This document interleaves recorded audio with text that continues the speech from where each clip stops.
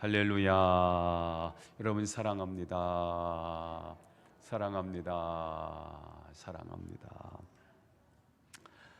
가끔 사기꾼에 속아서 큰 피해를 입는 사람들이 많습니다. 물론 세상 물정을 몰라서 속는 경우도 많지만 그보다는 욕심 때문에 눈이 어두워져서 속는 경우가 굉장히 많습니다. 사기꾼들은 언제나 정상적인 이익 이상의 좋은 조건을 제시합니다. 원금의 20%를 드리겠습니다. 여기에는 사기성이 숨어 있는 거지요. 그런데 욕심이 있는 사람들은 기가 쏠긋해져서 위험한 줄 알면서도 미끼를 물었다가 사기를 당하는 경우가 의외로 많습니다. 그런데 여러분, 우리들의 신앙에 있어서 이 사기꾼보다 더 위험한 존재가 있다는 것, 오늘 성경은 그 사실을 말하고 싶은 거예요. 누구일까요? 그들은 거짓 선지자들이라는 거예요.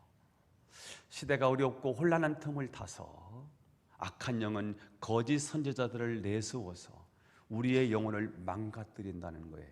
우리의 신앙을 무너뜨린다는 거예요. 그것을 경계해야 한다는 거지요. 원래 선지자는 하나님의 권위를 가지고 말씀을 전해서 세상의 유혹과 죄악에 휩쓸려가는 백성들을 하나님께로 돌이키게 하는 사람들이거든요. 하나님은 우리에게 말씀에 너희가 순종하면 하나님의 풍성한 복을 누리겠다고 약속을 해주셨습니다. 그런데 아무리 하나님의 백성일지라도 우리에게는 연약함이 있고요, 우리 안에는 욕심이라는 게 있고요, 죄성이 있기 때문에 그 약속을 금방 잊어버리고 욕심에 빠질 때가 있다는 거지요. 그래서 하나님은 선지자를 보내셔서 세상 욕심에 빠져서 신앙을 잃어버리고 하나님을 잃어버리고 살아가고 있는 사람들에게 하나님의 말씀을 전하게 해서 그들을 신앙으로 다시 돌아오고 하나님께로 돌아오게 하신다는 것입니다. 누구를 사용하신다는 거예요? 선지자, 메신저를 사용하신다는 거죠. 선지자는 예언을 받는 방식에 따라서 선견자와 선지자로 구분을 합니다. 선견자는 사무엘 이전에 활동했던 사람들인데요, 주로 환상을 통해서 말씀을 받았습니다. 꿈이나 환상을 통해서 말씀을 받는 사람을 선견자라고 말했고요, 사무엘 이후에는 환상으로 말씀하시기보다는 거의 하나님의 메시지로 말씀을 들려주셨거든요. 그래서 그 다음부터는 선견자라는 말을 사용하기보다는 선지자라는 말을 사용하게 되었거든요. 그런데 환상으로든 메시지로든 그것은 그들이 그냥 머리로 스쳐가는 그들의 생각을 전하는 게 아니라 영혼을 휘어잡는 능력의 말씀이라는 것이 중요합니다. 그 말씀은 하나님의 말씀이기 때문에 죽은 영혼을 살려요. 하나님의 말씀은 살리려고 하는 말씀이거든요. 약을 주어서 병을 고치는 것처럼 하나님의 병든 심령을 살리기 위해서 하나님의 양식, 생명의 양식을 공급해 주세요. 누구를 통해서?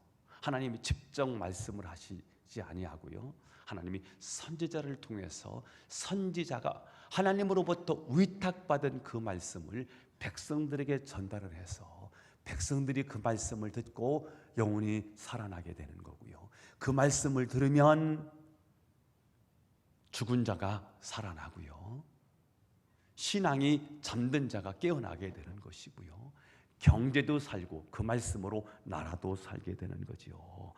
그런데 문제는 참 선지자만 있는 것이 아니라 백성들의 영혼을 망가뜨리는 거짓 선지자들의 활동도 있다는 사실입니다. 오늘 본문은 그 사실을 말씀해 주고 있습니다. 오늘도 두 가지 말씀을 나누겠습니다. 첫 번째입니다.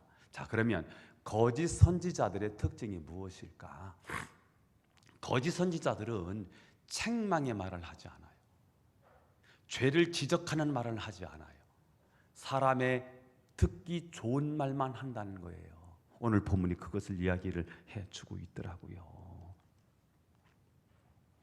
선지자는 사람들이 듣기 좋은 말만 하는 사람이 아니라 아주 무섭게 책망의 메시지를 전하게 되거든요. 자, 그런데 문제가 있습니다. 사람들이 책망의 메시지를 정말 듣고 싶어 하지 않거든요. 책망의 메시지를 듣기 싫어하는데 문제가 있습니다.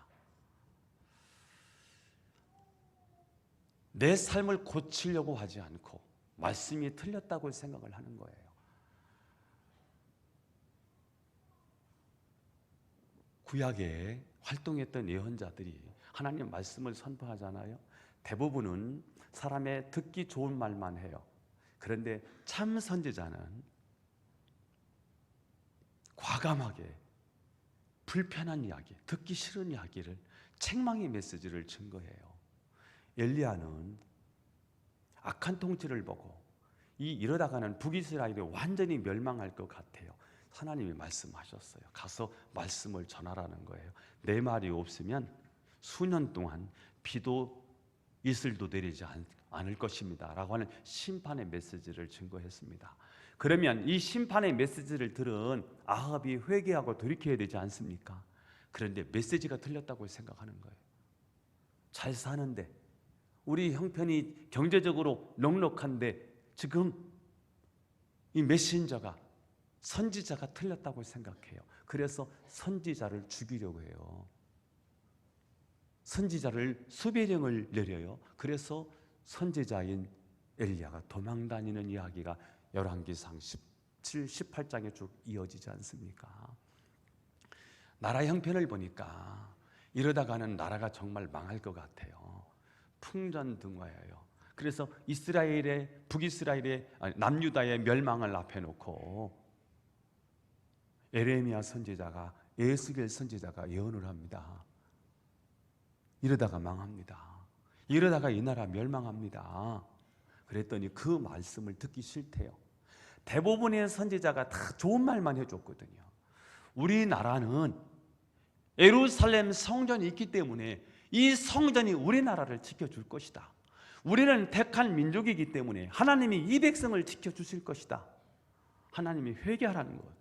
잘못을 고치라는 거거든요. 그런데 잘못을 고치라고 하는 그 선지자를 강단에서 끌어내리는 거예요.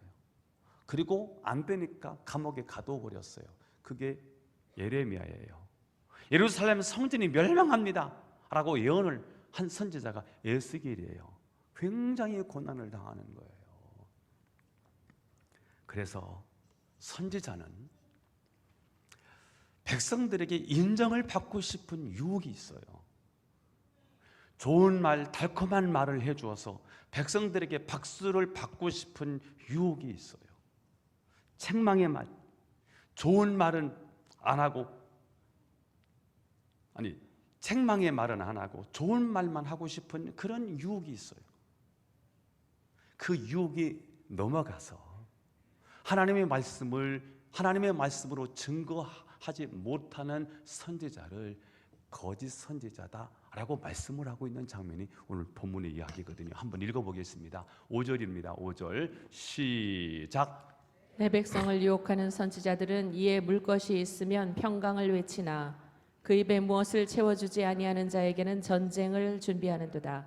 이런 선지자에 대하여 여호와께서 이르시되, 내 백성을 유혹하는 선지자들, 이게 누구예요? 거짓 선지자들이에요. 미가 선지자는 그런 거짓 선지자들을 지금 개 취급을 하고 있어요. 개에게 입에 뼈다구 하나만 물어주면 좋아라 하는 것처럼 지금 거짓 선지자들은 뭔가 입에다가 좋은 것을 물어다 주면 평강 이렇게 짓는다는 거예요. 그러나 그렇지 않으면 어떻게 한다는 거지요?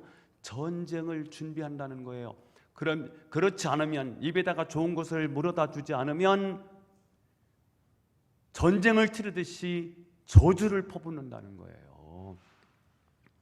거짓 선지자들의 관심이 뭐였냐면 입에 무엇을 물어다 주느냐는 거예요. 돈, 복차를 많이 가져다 주면 점쟁이들이 좋은 예언을 얼마든지 할 수 있는 것처럼 그렇게 대우에 따라서 메시지가 달라지는 그 예언자는 하나님의 메시지일 수가 없다는 거지요. 그래서 성경을 성경대로 선포하는 게 정말 중요하구나 하는 것을 오늘 본문을 통해서 발견할 수 있습니다. 거짓 선지자는 사람들의 마음을 당장은 편하게 해줍니다. 그리고 욕구 불만을 해소해 줘요. 너도 그렇게 생각해? 나도 그렇게 생각해. 자, 그런데 문제는 그 말씀이 하나도 성취되지 않아요. 앞에서는 맞는데 뒤에서는 안 맞아요. 나중에 보면 남는 게 하나도 없지요. 반면에 참된 말씀은 논증으로 가득 차 있습니다. 논리로 증명하는 거지요. 왜 논증이 필요할까요? 우리를 설득하기가 그만큼 힘들기 때문에 논증이 필요합니다. 사람에게는 자기의 태도를 쉽게 바꾸지 않으려고 하는 고집이 다 있어요. 자신이 정해놓은 길을 바꾸지 않은 채, 나는 하나도 변하지 않은 채 하나님의 복만을 구하는 경우가 많거든요.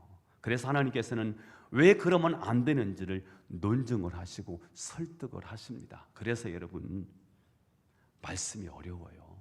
신경을 써서 잘 듣지 않으면 말씀이 잘 이해도 안 돼요. 그러나 이 말씀은 거짓 말씀과는 달리 반드시 성취된다는 거예요. 그래서 우리가 바른 말씀을 붙잡는 게 중요해요. 강단에서 선포되는 말씀이 나에게 부딪히는 말씀일 수 있어요. 그러면 그 말씀은 나에게 주시는 말씀일 수 있어요. 어떤 말씀은 그 말씀이 나에게 막 쏙쏙 들어오는 말씀이 될 수도 있어요. 그 말씀도 하나님이 나에게 주시는 말씀일 거예요. 그러나 어떤 때는 그 말씀이 나에게 부딪힐 수도 있어요. 얼굴이 화끈 달아오는 말씀일 수도 있어요. 하나님이 나에게 들려주시는 말씀이겠지요. 그 말씀을 붙잡을 때 그 말씀이 나를 하나님의 사람으로 만들고요. 그 말씀이 나를 축복의 사람으로 만든다는 거지요. 거짓 선지자는 사단이 보낸 유혹 중에서 가장 무서운 유혹입니다. 거짓 선지자는 절대로 죄를 지적하지 않습니다. 나중에 어떻게 되든지 간에 일단 듣기 좋은 말만 골라서 말합니다. 거짓 선지자가 왜 무서울까요? 위험한 길을 가고 있는 사람에게 안심하게 만들고요. 바른 길을 가고 있는 사람들에게 불안하게 만들기 때문에 위험한 것입니다. 산사태가 나서 길이 끊어졌는데 거기에 안전이라는 표지를 붙였다고 생각해 보세요. 가장 안전한 길을 가고 있는데 거기 위험이라는 표지판을 붙였다고 생각해 보세요. 얼마나 대혼란이 일어나겠습니까? 이처럼 거짓 선지자들은 가장 위험할 때 오히려 안심하게 하심으로써 아무 대책 없이 망하게 만든다는 거예요. 그래서 거짓 선지자의 메시지는 위험하다는 거예요. 그래서 우리가 강단에서 이렇게 강력한 메시지를 선포하잖아요. 근데 할 수가 없을 것 같아요. 그러면 목사가 그거 안 해도 돼, 이렇게 말한다고 생각해 보세요. 하나님의 마음은 뭐예요? 이렇게 너희들 고쳐야 된다. 그런데 삶의 현장에 사는 우리들이 이게 거북스러워요. 지킬 수가 없어요. 그러면 말씀을 바꿀 생각을 말고 뭘 바꿔야 되죠? 내 삶을 회개하고 고쳐야 되지 않아요? 그런데 거짓 선지자는 괜찮다고 말한다는 거예요. 자, 이런 거짓 선지자에 대해서 하나님이 뭐라고 말씀하시느냐, 6절 7절을 읽어보겠습니다. 시작. 그러므로 너희가 밤을 만나리니 이상을 보지 못할 것이요 어둠을 만나리니 점치지 못하리라 하셨나니 이 선지자 위에는 해가 져서 낮이 캄캄할 것이라. 선지자가 부끄러워하며 술객이 수치를 당하여 다 입술을 가릴 것은 하나님이 응답하지 아니하심이거니와. 아멘. 하나님은 거짓 선지자에게 너희가 밤을 만난다고 말씀하세요. 밤이 뭘까요? 전혀 깨닫지 못하는 상태예요. 바른 판단을 내리지 못하는 상태예요. 그게 밤이에요. 그들을 위해서 거짓 선지자를 위해 해가 져서 낮이 캄캄해질 거래요. 다른 곳은 다 환한데 이 거짓 선지자들과 그의 말을 따르는 사람들은 빛이 없을 거라는 거예요. 오늘 미가는 거짓 선지자들을 거의 점쟁이 취급을 하네요. 점치지 못하리라 술개 이렇게 표현을 하고 있어요. 자, 그런데 그들은 선견자가 부끄러워할 거래요. 앞말과 뒷말이 안 맞아. 처음과 나중이 하나도 안 맞아. 괜찮다고 했거든요. 안 괜찮아. 나중에는 거짓말이 다 들통이 나. 얼굴을 둘 수가 없지요. 입술을 가려요. 아이고 이놈의 입. 무엇보다도 하나님이 그 거짓 선지자의 기도에 응답하지 않는다는 거예요. 결국은 그렇게 해서 멸망하는 거지요. 사람들은 악한 짓을 하면서도 칭찬을 듣고 싶어 하거든요. 내가 죄 속에 있음에도 불구하고 죄를 회개하기보다는 좋은 말을 해주는 달콤한 얘기를 듣고 싶어 하거든요. 거짓 선지자는 바로 그 욕망을 채워줘요. 그래, 잘하고 있어, 괜찮아. 그래서 어떻게 되는 거지요?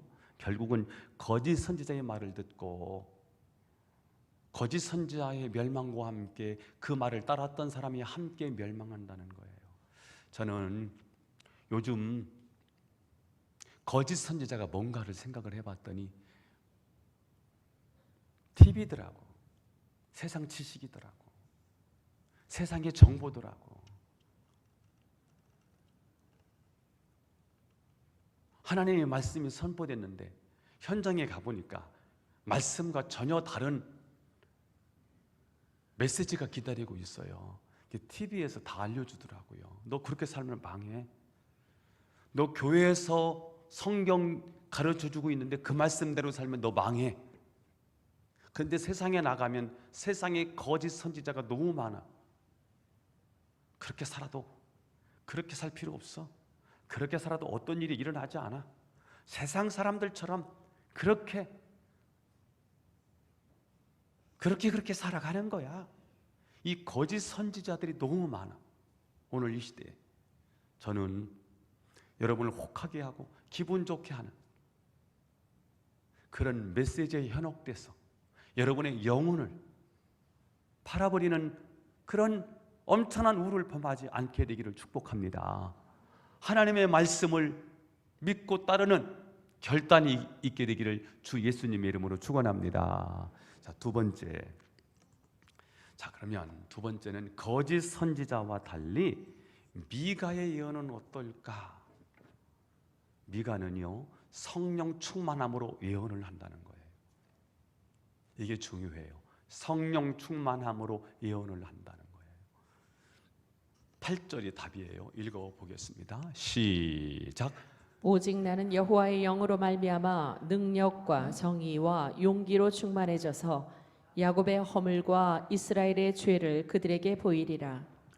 당시 많은 선지자들은 자기 마음대로 사람이 듣기 좋은 말만 해주었어요. 지금도 그럴 거예요. 유튜브에서 나오는 수많은 목회자의 설교를 듣잖아요. 은혜 받잖아요. 내 영혼을 책임져 주지 못하는 말이 많아요.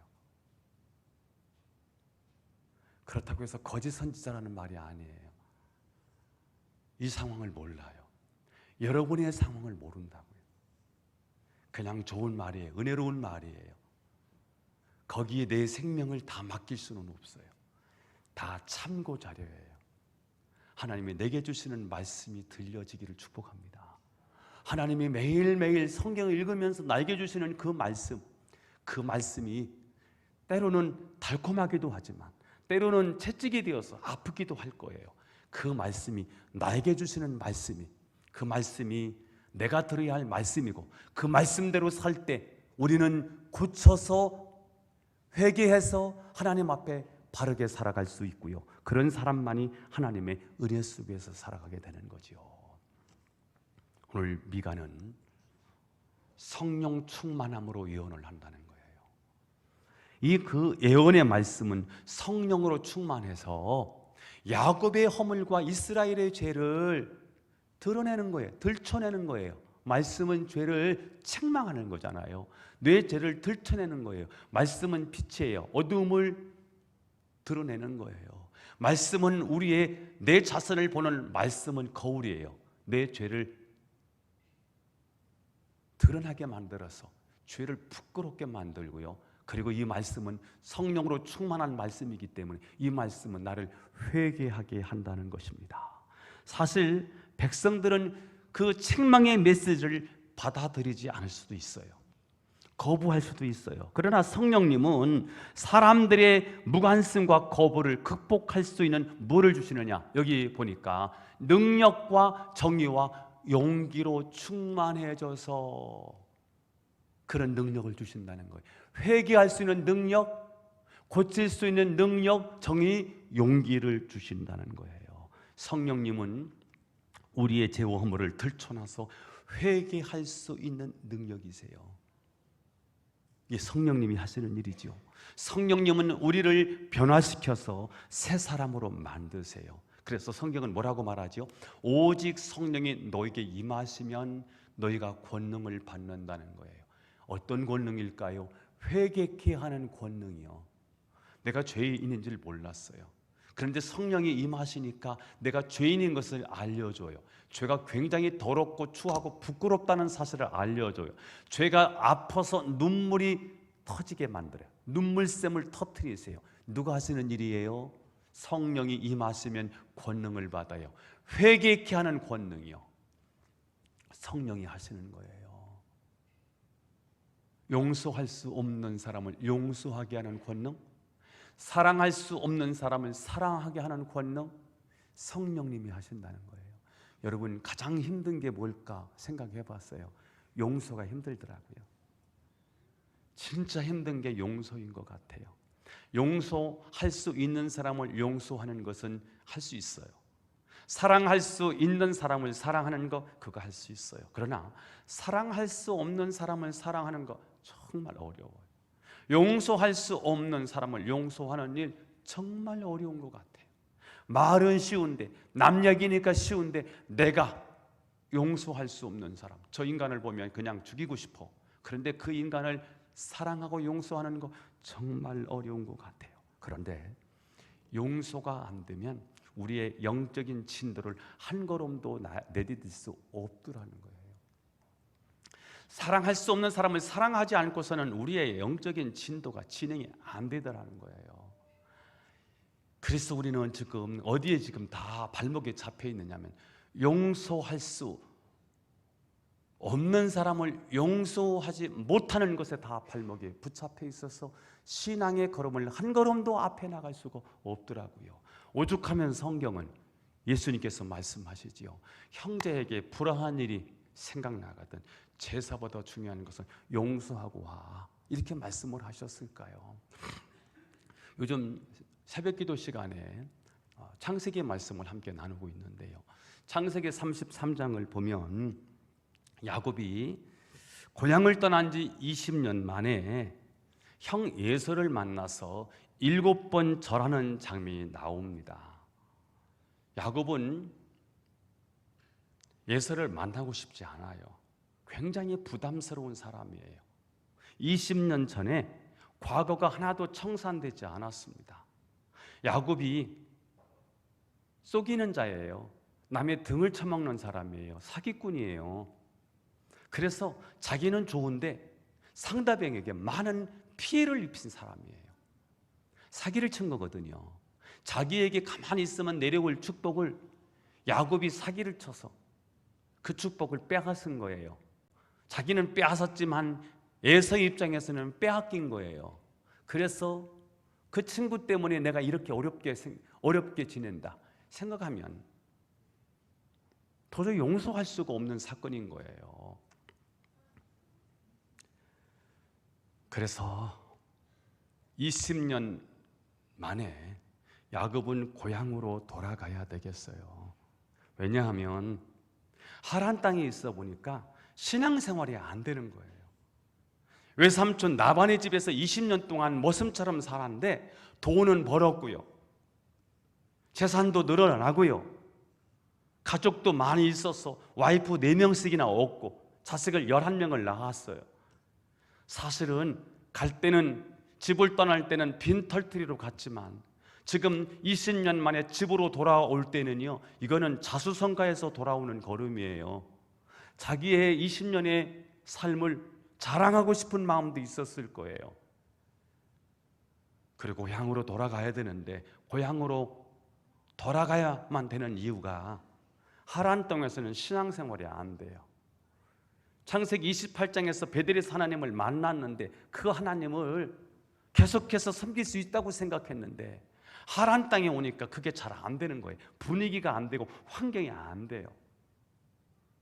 그래서 신앙 회복이 안 되고 있어요. 신앙 가정 교육도 잘 안 되고 있는 거예요. 그래서 야곱은 빨리 아버지 품으로 돌아가서 잃어버린 신앙을 회복하고 싶고요. 더구나 유일하게 교회가 하나 있는데 그 교회는 브엘세바에 있는 거예요. 아버지가 사는 그곳에 교회가 있는데 이 교회가 다 무너졌어요. 신앙 구실을 제대로 하지 못해요. 여기에 담임 목사가 누구냐면 에서인 거예요. 에서는 믿음이 조금도 없어요. 눈꽃만큼도 없어요. 거의 인본주의인 거예요. 이 사람이 담임 목사인 이상 이 교회는 더 이상 세워질 수가 없어요. 그래서 야곱은 그 사명이 있는 거예요. 빨리 아버지 품에 돌아가서 무너진 제단을 다시 세워야 되겠어요. 아버지 품으로 돌아가야 되는데 장애물이 하나 있는 거예요. 그게 뭐예요? 형인 거예요. 형이 400명의 군사를 이끌고 자기를 만나러 온다는 거예요. 큰일 났어요. 두려움이 앞서요. 이러다가 죽는 거 아닌가 싶어요. 절대로 예수를 만나고 싶지 않지만 꼭 예수를 만나야 돼요. 그래야 고향에 갈 수 있고 아버지를 만날 수 있고 무너진 제단을 다시 세울 수 있어요. 그래서 야곱은 예수를 만나야 되지요. 그래서 야복 나루를 건너요. 그리고 예수를 만나자마자 엎드려서 7번 절을 합니다. 사실 그렇게 절할 이유가 아니에요. 이거는 굴욕적인 그 사건인 것 같아요. 7번을 절해요. 꼭 신하가 왕 앞에 엎드린 것 같아요. 죄수가 재판받는 이 판사 앞에 서 있는 모습인 것 같아요. 그가 그 굴욕적인 그 모습을 보이는 이유가 뭘까? 이거 굉장히 비굴한 모습 같은데 사실은 굉장히 훌륭한 모습이에요. 사실은 그렇게 할 필요도 없지요. 형제거든요. 10년, 20년 차이 나는 것도 아니고요. 쌍둥이잖아요. 그런데 이렇게 야곱이 하는 이유가 도대체 무엇일까요? 이렇게 자신을 낮추고 복종의 태도를 보이는 이유가 무엇일까요? 야복 땅에서 만난 성령께서 그의 마음을 주장하셨기 때문에 가능했던 거예요. 야복 나루에 강을 건너면 형을 만나는데 형 만나면 죽을 것 같은 거예요. 20년 동안 재산 모은 거 다 뺏길 것 같은 거예요. 그래서 다 보내고 재산도 다 보내고 짐승떼도 다 보내고 자기 식구들 다 보내고 야복 나루를 건너지 못한 채 홀로 남았어요. 불안한 마음도 좀 추스릴 겸 하나님께 좀 기도해야 되겠는 거예요. 그 자리인 거예요. 근데 하나님이 오신 거예요. 오셔서 일방적으로 씨름을 거신 거예요. 오셔서 처음부터 다리를 부러뜨려 버렸어요. 이 엉치뼈를 움직이지 못하게 꼼짝도 못하게 만들어 놓으셨어요. 씨름이 시작됐어요. 하나님이 걸어놓고 하나님이 일방적으로 하나님이 KO시켜 버렸어요.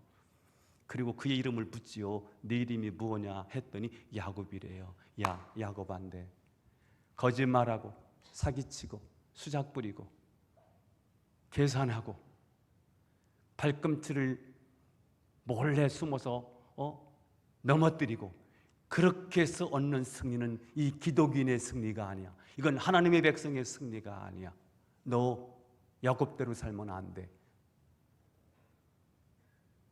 그래서 그의 이름을 바꿔줬다고요. 이스라엘이라고요. 이스라엘은 어느 때 하나님이 그에게 승리를 주시나요? 하나님과 겨루 이겼다는 뜻이 이스라엘이라면서요. 그런데 어떻게 하나님을 상대해서 이길 수 있어요? 하나님이 져주셨어요. 언제 하나님이 그러면 져주시느냐? 내가 항복함으로요. 더 이상 주장할 수가 없어요. 내 고집을 세울 수가 없어요. 하나님 죽었습니다. 나는 할 수 없어요. 항복입니다. 하나님 주님 뜻대로 다 하세요. 내 고집 여기서 꺾였습니다. 내 주장 여기서 꺾였습니다. 그때 하나님이 너의 이름을 이스라엘이라고 해라. 이 이스라엘의 승리는 항복함으로 얻는 승리라고 제가 누누이 강조를 했지요. 그렇습니다.